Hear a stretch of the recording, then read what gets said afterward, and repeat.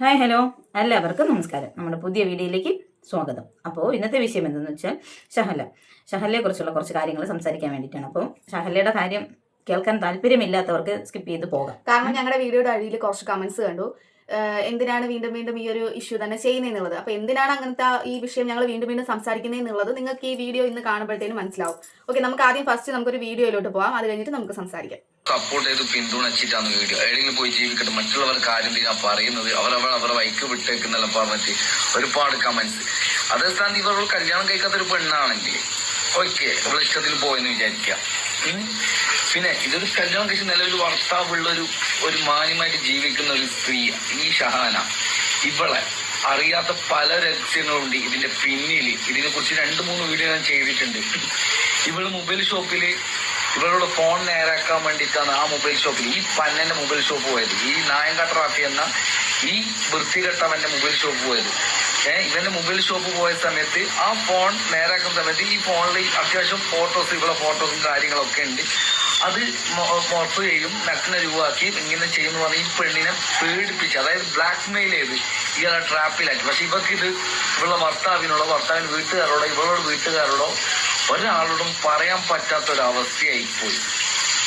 മനസ്സിലാക്കേണ്ട ഒരു കാര്യം, അവസാനം ഒന്നും ഇവളെ നോക്കിയില്ല. ഇവളെന്താക്കി 13 പവനും ഇവളെ കുഞ്ഞിനെയും കൊണ്ട് ഇദ്ദേഹം പറഞ്ഞതുപോലെ ഇദ്ദേഹത്തിന് കൂടെ ഇറങ്ങിച്ചെന്ന് ഈ പന്ന മോന്റെ കൂടെ. ഇവനാണെങ്കിലോ തമിഴ്നാട്ടില് ഒരു പെണ്ണിനെ പ്രഗ്നന്റ് ആക്കി കടന്നു കളഞ്ഞവന്. പിന്നെ 17 വയസ്സുള്ള പെണ്ണിനെ പീഡിപ്പിക്കാൻ ശ്രമിച്ചതിന്റെ പേരിൽ അവിടുന്ന് നാട്ടാറിട്ട് കൂമ്പിനിട്ട് കളിക്കുക ഈ പന്നനെ. കൂമ്പിനിട്ട് കളിക്കിയ പന്നനെ. പിന്നെ സ്വന്തം ഭാര്യനെ ക്രൂരമായി മർദ്ദിക്കാറുണ്ട് ഈ തായൊഴി. അതിങ്ങൾക്ക് അറിയോ? പിന്നെ ഇതിന്റെ പേരിൽ നാളെ എന്ത് സംഭവിച്ചാലും പ്രശ്നമില്ല. ഇത് കാരണം ഇനിയൊരു പ്രവാസികളുടെ. അപ്പോൾ എന്തായാലും ഈ വീഡിയോ കാണുമ്പോൾ നിങ്ങൾക്ക് തന്നെ മനസ്സിലാവും ഷഹലയെ പെടുത്തിയതാണ്.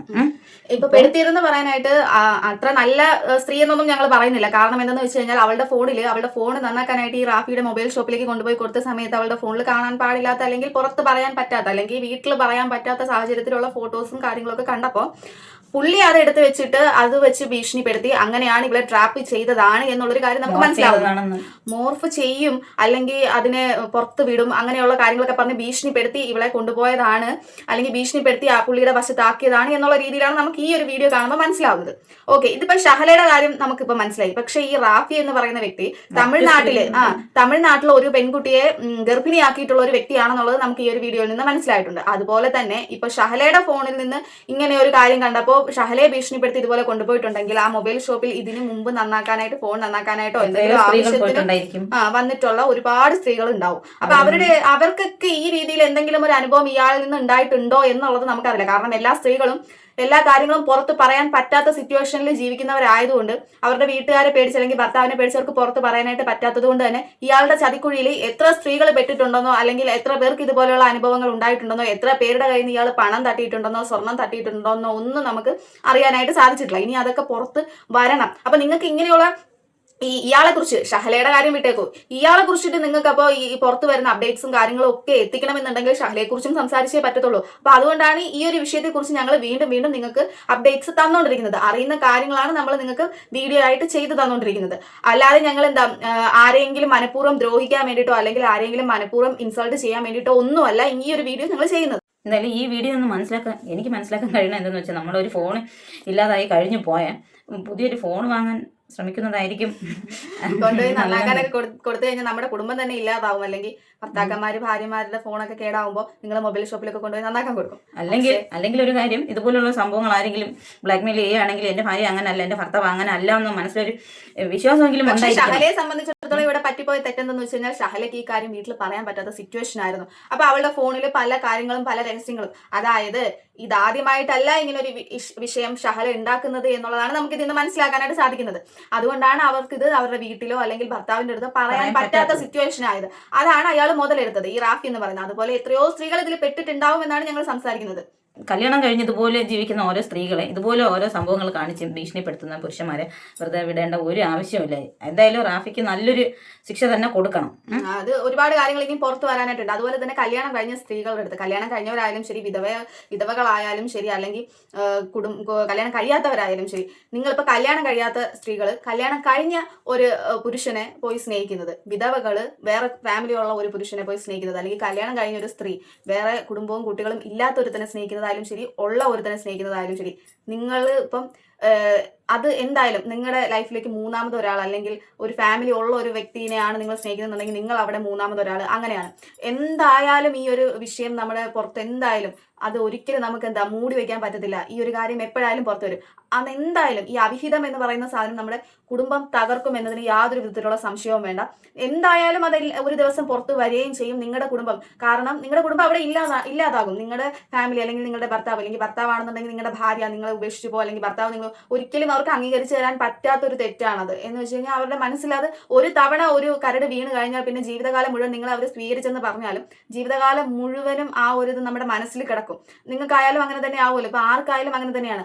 അപ്പോൾ ദൈവത്തെ ഓർത്ത് നിങ്ങൾ ആരും നിങ്ങളുടെ ഫാമിലിയെ മറന്ന് മറ്റൊരു ഫാമിലിയിൽ ഉള്ള അല്ലെങ്കിൽ കുടുംബമായിട്ട് ജീവിക്കുന്ന ഒരു വ്യക്തിയുടെ ജീവിതത്തിലേക്കോ, അല്ലെങ്കിൽ അല്ലാതെ ഉള്ള ഒരു ജീവിക്കുന്ന ഒരു വ്യക്തിയുടെ അടുത്തേക്ക് നിങ്ങൾ പോവാതിരിക്കുക. കാരണം നിങ്ങളുടെ ലൈഫ് അവിടെ ഇല്ലാണ്ടാവുകയാണ് ചെയ്യുന്നത്. ഒരിക്കലും ഇത് അറിഞ്ഞു കഴിഞ്ഞാൽ പിന്നെ ഇതിപ്പോ കണ്ടില്ലേ ഷഹലയുടെ കാര്യം, എല്ലാവരും അറിഞ്ഞു, എല്ലായിടത്തും വളരെ സംസാര വിഷയവും കാര്യങ്ങളും ഒക്കെയാണ്. അവരുടെ ഫാമിലിക്ക് പോലും പുറത്തിറങ്ങി നടക്കാൻ പറ്റാത്തൊരു സിറ്റുവേഷൻ ആയിട്ടിരിക്കുകയാണ്. സ്ത്രീകളോട് പറയാനുള്ളതെന്ന് വെച്ചാൽ അവർ തരുന്ന സെക്കൻഡ് ചാൻസ് ആണത്. അപ്പൊ അത് മനസ്സിലാക്കി വേണം പെരുമാറാനായിട്ട്. ഇതുപോലെയുള്ള പുരുഷന്മാരെ ഒരിക്കലും വിശ്വസിക്കാനേ പാടില്ല. ഞാനൊരു കാര്യം പറയട്ടെ, നിങ്ങളിപ്പം കല്യാണം കഴിഞ്ഞ് ഒരു സ്ത്രീയാണ്, നിങ്ങൾ ഒരു അവിഹിതത്തിന് പോകുന്നു. ചിലപ്പം ഓപ്പോസിറ്റ് നിൽക്കുന്ന ആൾ ചിലപ്പോൾ കല്യാണം കഴിഞ്ഞതായിരിക്കാം, കല്യാണം കഴിഞ്ഞതല്ലായിരിക്കാം. നിങ്ങൾ നിങ്ങൾ അവിഹിതമായി നിങ്ങൾ എന്തൊക്കെയോ ഒരു ഇതിന്റെ പേരിൽ നിങ്ങൾ ബന്ധം പുലർത്തി നിങ്ങൾ കൊണ്ടുപോകുന്നു. നിങ്ങൾ സ്ത്രീകൾ ഒരു കാര്യം മനസ്സിലാക്കുക, നിങ്ങളുടെ അടുത്ത് അവർ പല കാര്യങ്ങളും ആവശ്യപ്പെടും. ചിലപ്പോൾ അവർ നിങ്ങളുടെ ബോഡി കാണണമെന്നോ, അല്ലെങ്കിൽ എവിടെയെങ്കിലും വിളിക്കുമ്പോൾ ലോഡ്ജ് റൂമിലോ എവിടെയെങ്കിലും വിളിക്കുമ്പോൾ വരണമെന്നോ, അല്ലെങ്കിൽ അവരുടെ പല ആവശ്യങ്ങളും, അല്ലെങ്കിൽ ചിലപ്പോൾ പൈസ ആയിക്കോട്ടെ, സ്വർണ്ണമായിക്കോട്ടെ, ശരീരമായിക്കോട്ടെ, അവരാവശ്യപ്പെടുന്ന സമയത്ത് നിങ്ങൾ അത് കൊടുക്കുന്നില്ല, അല്ലെങ്കിൽ അവരുദ്ദേശിക്കുന്ന സാധനം നിങ്ങൾ അവർക്ക് കാണിച്ചു കൊടുക്കുന്നില്ല എന്നുള്ളൊരവസ്ഥ, ആ ഒരു അവസ്ഥയിൽ നിങ്ങളൊന്ന് നിന്ന് നോക്കി, അവർ പതുക്കെ നിങ്ങളിൽ നിന്ന് അകന്നു തുടങ്ങും. കാരണം എന്തെന്ന് വെച്ച് കഴിഞ്ഞാൽ അവർക്ക് അതാണ് ആവശ്യം. നിങ്ങളുടെ അടുത്ത് അവർക്ക് പ്രേമമോ അല്ലെങ്കിൽ ഇഷ്ടമോ സ്നേഹമോ ഒന്നുമല്ല. അവർക്ക് വേണ്ടത് ഒന്നെങ്കിൽ നിങ്ങളുടെ ശരീരം, അല്ലെങ്കിൽ പൈസ ഉള്ളവരാണെന്നുണ്ടെങ്കിൽ പൈസ, സ്വർണം, ഇതിന് വേണ്ടി മാത്രമാണ് അവർ വരുന്നത്. അല്ലാതെ കല്യാണം കഴിഞ്ഞൊരു സ്ത്രീയുടെ അടുത്തോ, അല്ലെങ്കിൽ വേറൊരു ഫാമിലി ആയിട്ട് ജീവിക്കുന്ന ഒരു പുരുഷന്റെ അടുത്തോ അങ്ങനെ. ഇപ്പൊ നമ്മൾ നേരത്തെ ഞങ്ങളൊരു ന്യൂസ് കണ്ടായിരുന്നു, കാമുകനെ വിളിച്ചു വരുത്തി ലിംഗം കടിച്ചു മുറിച്ച് ഫോണും പൈസയും കവർന്നു. ഇങ്ങനെയൊക്കെയുള്ള ആവശ്യങ്ങൾക്ക് വേണ്ടിയിട്ടാണ് ഈ അവിഹിതവും അല്ലെങ്കിൽ പല പ്രേമങ്ങളും ഒക്കെ ഉണ്ടാകുന്നത്. അപ്പം ഒരു കാര്യം മനസ്സിലാക്കുക, നിങ്ങളുടെ ലൈഫ് വെച്ചിട്ടാണ് നിങ്ങൾ അവിഹിതത്തിന് പോകുന്നത് എന്നുള്ള കാര്യം നിങ്ങൾ ആലോചിച്ച് കഴിഞ്ഞു കഴിഞ്ഞാൽ തന്നെ നിങ്ങൾ ഇതിൽ നിന്ന് പിന്മാറണം. ഒരു നിമിഷം നിങ്ങൾ ആലോചിച്ച് കഴിഞ്ഞാൽ തന്നെ നിങ്ങൾ ഇതിൽ നിന്ന് പിന്മാറും. അതിന് വേണ്ടിയിട്ടാണ് ഇങ്ങനെയുള്ള കാര്യങ്ങളൊക്കെ നിങ്ങളുടെ അടുത്തേക്ക് എത്തിച്ചേരുന്നത്. അല്ലാതെ പേഴ്സണലി ആരെയും ഉപദ്രവിക്കാൻ വേണ്ടിയിട്ടല്ല. അത് നിങ്ങൾ മനസ്സിലാക്കുക. ഇതുപോലെ ഒരുപാട് പ്രവാസികളും ഇതുപോലെ അനുഭവിക്കുന്നുണ്ട്. കാരണം ഭാര്യമാരുടെ അവിഹിതം കൊണ്ട് പൊറുതിമുട്ടിയ കുറെ പേരുണ്ട്. അപ്പൊ അങ്ങനെയുള്ള ഒരു സംഭവം നടന്നിട്ടുണ്ട്. അതിന്റെ ഒരു റെക്കോർഡ് നമുക്ക് കേട്ട് നോക്കാം. പുള്ളിക്കാരന്റെ അനുഭവമാണ് പറയുന്നത്. അപ്പൊ നമുക്ക് അതൊന്ന് കേട്ട് നോക്കാം. ഈ സംഭവം പിടിക്കുന്ന സമയത്ത് ഞാൻ ഗൾഫിൽ നിന്ന് വരലും എൻ്റെ അനിയനും ഞാനും പ്ലാനിങ് ചെയ്തിട്ടാണ് ഇത് പിടിക്കുന്നത്. അപ്പോൾ പിന്നെ വീട്ടിലേക്ക് കയറി ചെന്നപ്പോൾ അകത്തേക്ക് ഓടുകയാണ് ചെയ്തത്. എന്നെ സ്വീകരിക്കാനാണ്. അപ്പോൾ ആ മൊബൈൽ മാറ്റണം അവർക്ക്. അപ്പോൾ മൊബൈൽ മാറ്റാമെന്ന് ഞാൻ പിടിച്ചു വാങ്ങി. അപ്പോൾ അതിൽ പിന്നെ പിന്നെ നീ തന്ന സുഖം വേറെ ആരും തന്നിട്ടില്ല, പിന്നെ നിന്നെയും കുട്ടികളെ നോക്കിക്കൊള്ളാം, പിന്നെ ഒരു വിസേറിലൊരു അവൻ്റെ ഒരു സുഹൃത്തുണ്ട് തിരുനാവായ, അപ്പോൾ അവൻ്റെ ഉമ്മാനോട് പറഞ്ഞിട്ട് വീടൊക്കെ ശരിയാക്കിയിട്ടുണ്ട്. പിന്നെ അങ്ങനെ ഞാൻ ചെല്ലുമ്പോഴും മെസ്സേജ് വന്നുകൊണ്ടിരിക്കുക. പിന്നെ അവളുടെ പാസ്പോർട്ട്, കാരണം ഞാൻ മക്കൾക്കൊക്കെ വിസ ശരിയാക്കിയിട്ടാണ് വരുന്നത്. ഇത് ഡൗട്ട് കുടുങ്ങിയിട്ട് കുറച്ച് ദിവസമായിരിക്കുന്നു എനിക്ക്. അപ്പോൾ അതും കൂടി പിടിക്കണം എന്ന് വെച്ചിട്ടാ വരുന്നത്. അപ്പോൾ പിന്നെ അതിനൊരു നാടകം, ഞാൻ എൻ്റെ അനിയനും നാടകം കളിച്ചിട്ടാണ് അത് പിടിക്കപ്പെട്ടത്.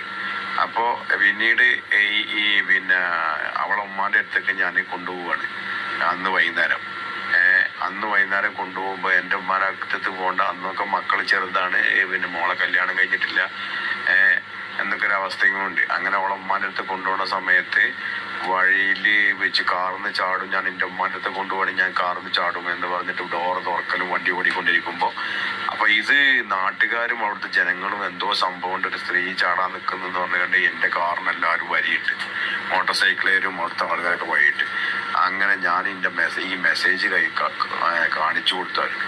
ഈ മെസ്സേജ് കാണിച്ചു കൊടുത്തപ്പോഴാണ് അവർ ആ ഒരു പ്രവാസിന്റെ അവസ്ഥ ഇതാണെന്ന് പറഞ്ഞിട്ട് അവരെല്ലാവരും പിരിഞ്ഞു പോയി. എന്നാ മെസ്സേജിന്റെ മൊബൈലിന്റെ കയ്യിലില്ലെങ്കിൽ അവരെന്നെ അടിച്ചിരുന്നു. അപ്പൊ അങ്ങനെ ഇനിയും കുറെ പറയാനുണ്ട് ഓരോ സബ്ജക്റ്റുകളും.